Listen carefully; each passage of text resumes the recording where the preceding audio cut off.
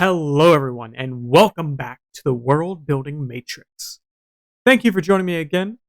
Today, I decided to readdress something, a topic from our previous video, where I talked about history and landscape, and I wanted to put it in a little more visual way, something that was a little more appealing to people, and maybe even a little bit shorter and a little more succinct. So, I actually wrote out stuff this time, which should help us out, but we are talking about world building our cities and how to approach world building cities as a whole. To begin, let's take a look at the important parts of a city. What makes a city? What are the important parts to look at when looking at making the foundations of your city? Number one, your history and your landscape are so important. This is the literal foundations of everything your city will be. How we get there, how it happened, what it's built on top of. Influence and connections. This is very important, as this is all of the different things that go into, well, influencing your city. So, the nation it's a part of can cause all sorts of influences, how it's connected to trade routes, who is coming in, who is leaving, what cultures are sort of shifting and interacting with their city, what trade goods are going back and forth. What's the role of the city on a larger global or even just national scale? Is it a major trade hub? Is it a major producer of raw goods? Is it a center of religious or political influence? All of these are very important things to consider. The people and the culture. So, who lives in your city? What do they do? Why do they do it? What are the religions? What are the people species, maybe? What different ways do they choose to live their lives? This is really the meat and bones, literally, being people, of your city. These are who your characters, whether they be talking about characters in a fantasy world like D&D, or in your novels, who they're interacting with, how they're doing so, and what is expected of them in doing so as well. And finally, the government and organizations of your city. These are the really sort of cogs that have your city work. Who is the government? What type of government are they? Is it a city-state? Is it connected to a larger kingdom or governmental system? There can be all sorts of different influences just by the government itself, not to even mention organizations. What crime networks? What trade guilds? What different classes of people are interacting in the city? How are they changing things? How are they shifting things? These are where you're going to have a lot of conflict built up in your city as well. As to how the organizations and government are interacting with the people is often a good source of conflict. Today, we're going to focus in directly on our history and our landscape. So we're going to be talking about the real foundations of our city, how it came to be what it is today, and how that is going to influence our city as a whole. All the other ones we will certainly approach in future videos and hopefully have a lot to say and a lot to do with all of those. But onto history and landscape. Now it's time to begin asking ourselves some questions. So, for one, where's your city located? Why did the people originally settle there? This is a very important set of questions. Why people settle locations are super important for cities growing to the size they need to be considered a city to begin with. We want to tell a story in an urban setting. We need to get urban. And to get there, we need a surplus of food, but also we need things such as trade, raw resources, protections. There could be other reasons. It doesn't have to be all of these. It can be a combination. It can be a few of these. Other reasons could be religious reasons, cultural reasons. Could be related to the magic of your setting, if that's important. It could be related to some sort of rare resource that maybe people collect in your world. So, for example, let's take a look at Martzloch and its location in my setting. As we can see here, we have the continent of Eris, the main setting, the main continent of my D&D setting and my current world building project. Located right here on the northern section of the Agrarian Plains, we have the free city of Martzloch. Martzloch was founded on the river Valra, which is flowing out of Lake Galderon here. All of these rivers form a river basin flowing from the Ester Peaks flowing down here. There's also a connection here from some sort of canal system, which I'll talk about more later, and maybe have connections with trade and movement of people up in the Martzloch. But Martzloch is located right here, sort of on the edge of the human kingdoms or the human lands that would be here. Free city, Bartzok, so it is no longer part of the kingdom and republics and such that reside in the agrarian plains, but this is in the human sort of controlled area of my setting. Though Marsoc is certainly a cosmopolitan city. It has people from all over Eris, and we'll come back to talk about that a little more. It's in this nice little bay area here, a very large bay area, and it is located on the mouth of this river, making it a prime location, especially if this river is navigable, which it is, for trade and movement of people and supplies to this area. So this area is very much a center of trade, ideas, people, religions, all sorts of stuff coming in this area, a cross-cultural sort of zone here. So when we think of areas like that, we might connect to areas like New Orleans, where you have a lot of people coming through, or New York, or Rome, for example, which would be located also on sort of center of a lot of these trade areas. This area not originally being a capital until it became a city-state as it is in the modern day, which will connect us to the next thing as well. Here we have Google Maps and the city of Paris. So Paris is located right on the river here, the River Seine. And originally, the settlement that does become Paris is located on this small island here. So that is protection. You get a lot of protection by residing on an island in the center of a river, like the River Seine. When we zoom out, it is also located as in a sort of crossroads area. A lot of movement of people and stuff across the Seine is going to come through the Paris area because of the establishment of easy crossing areas and stuff like that. I mean, you also have large amounts of trade and people moving from the north to the south coming through this area, especially with being part of sort of like a lowlands area compared to the higher mountains of the Alps. It is an area where you have a lot of crossover, so trade, people, protection, all the sorts of things you would need to have a city start popping up, as well as plenty of agricultural land to support a city like Paris. So, now that we took a look at these two questions, let's talk about the past a little bit. So we know about the city, original settlement of the modern day, but a very important part of any city is the past. Who lived here before the current city? Were there any groups, any species, any certain cultural groups that lived there before? How many people were living in that area? Why did they originally settle there? Maybe they settled for different reasons than modern people. Maybe instead of it being a trade center, this area was very useful for fishing or had raw resources that this past culture could use. What was their way of life? Did they live in a different way than modern people? Did they build their cities differently? Did they use different structures, different cultural reasons? Maybe they didn't use any stone in their original buildings and all the stuff was wood, so there wasn't much left behind except from changes to the landscape. How long did they use this area? That's another very important question. If they used this area for a very long time, you would expect to see a lot of influence in the land. But that also does depend on how advanced the culture is in terms of technology, so what sort of impact they would be leaving behind. This can be physical or cultural.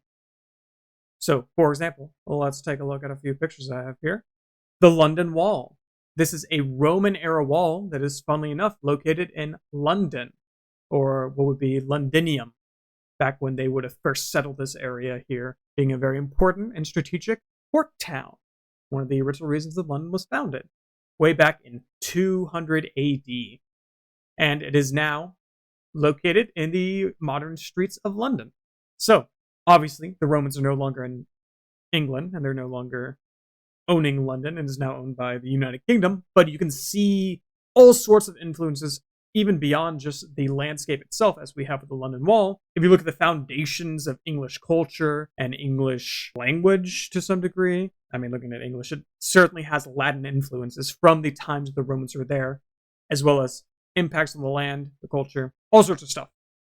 Another place where you see a lot of that is in Roman Paris. So, we looked at Paris a little bit. We can see that initial settlement here, located on the island in the middle of the Seine, but also all over here, we have this very nice grid system. And that's another thing to consider when we're looking at the landscape itself. In fact, if we pull Paris back out here, we can see quite a few different grids. So when we're looking here, we have the Romans do a very nice north-south grid system. So their grids are based off of the north and the south. I'm not sure if any of that has survived in the modern day Paris. because I know there was a time period where pretty much the entire city was abandoned on the coast, or not, that weren't on the island. Everything else was abandoned. But you can see areas where it's clear different stages of development have happened, different choices in how they settled, different choices in the grid system they use, some this direction, some forming this way. The older stuff here seems to be following along this general grid, but then we see grids like this, we see other formations, all sorts of influences based off of different time periods, different peoples, different administrations, and even whole different cultural groups making these big changes. And obviously, when we talk about the Romance languages, we're talking about languages that were influenced by the Romans, Latin forming into the languages such as French and Spanish and Italian. But it is not just these huge empires, and to say it's not a huge empire is a bit of an understatement for the Dutch at this time, but looking at areas like New Amsterdam, which you may know by its more common and modern name, New York. New York City here. So the initial foundation of New York was as New Amsterdam, founded by the Dutch. So it would have been first Fort Amsterdam, as we can see on this map here. This is Fort Amsterdam. But it was founded as a trading post on Manhattan Island by Dutch colonists around 1624, and it would be used primarily to trade with the local indigenous groups in a hope to, get in on that fur trade and such. It would later come under English control, where it would be renamed New York, and so it was into the future. But the initial settlements by the Dutch, causing influences by them, as you can imagine. In fact, if you look at the New York flag, its influences come from the Dutch flag. So we see the sort of stuff in the real world where we have these influences. Let's take a bit of a zoom in on a fantasy world, such as mine. I have here the long scale sort of establishment and use of this area. So the initial use of it between 9,500 and 5,500 RB, the BC of my setting, is goblin usage. So initial goblin settlements, this is Stone Age populations, mainly using them as fishing villages, very small populations. You have maybe a couple larger Stone Age kingdoms. No population getting over 1,000, though, is what I decided for this time period. Very little impact in terms of what is left behind. You might be able to find artifacts and stuff like that if you know what you're looking for, but you're really not going to find much beyond that. Then we have giant habitation. So this is when we start seeing actual larger impact on the land itself. The giants, in my setting, have very big impacts on the lands which they take over, the lands that they own. But giants in this area really only used it as a fishing village and a minor trading hub. Very small population as well, not getting over 1,700 is what I decided, but a big impact on the landscape. Formation of the quote-unquote barrier islands around Markslock. So now let's pull up a map that I've been working on of Markslock. So, as we can see here, this is a hand-drawn map of Markslock from a piece of paper that I have, that I drew it all on because I wanted to. But, just even here, we can start seeing the influences here. I'll do a little red circle. We can see here, areas like this, these islands that we see on the coastline here, these are formed by giant usage. So in my mind, giants build, large docks that sort of engraved out into the landscape itself, forming sort of maybe even walls in some areas. Maybe this was some sort of ancient tower that collapsed, and over the thousands and thousands of years since the giants have used this land, it has decayed into what are these islands. But I think this has a huge impact also on the ground underneath. So I'm going to go ahead and pull out the sort of height map, but we're going to return to that when we talk about the next group to use this area as well. So as we can see here, we can see I did a sort of height map showing the different areas. The higher areas here being like gray, purple, going down to here, and this being lowlands, sort of beachy areas, and then black to brown to orange to blue for the ocean's depth. So we can see areas here where it's pretty clear, shallow area here. So these islands are formed very shallowly, same with this. My idea being primarily that it was sort of built up by these guys, the giants that were here a long time ago. Similar thing for the dockyards we're seeing here. So the sort of natural landscape would have presumably kept this sort of black ring all the way around going to the brown here, but changes by people of the past have led to it looking quite different. And we're going to hop back and see this again when we talk about the next group, the Ocean. Speaking of the Ocean, here they are. They reside in this area for a shorter amount of time than the giants and the goblins, but they had a much larger impact because by this point we are getting into Bronze Age, Iron Age civilizations, and the Orcians are no different. These are multiple large Orcian empires. This becomes a major city by the time the Orcians are using, especially by the time they come to an end of using it. Trade hub, massive city, maybe even the capital of several different Orcian empires or kingdoms. The city of Reese, as I've come to call it, under their view. Huge archaeological impacts, the buildup of height, quote unquote, the hills of the modern Martzloch, and fortifications and materials that were built up. I'm thinking similar to a Rome situation where you have this group come in, build all this stuff, and then later groups use it still. So especially when we start getting into the Martzloch of the modern day, we're going to see a lot of that usage come into play as well.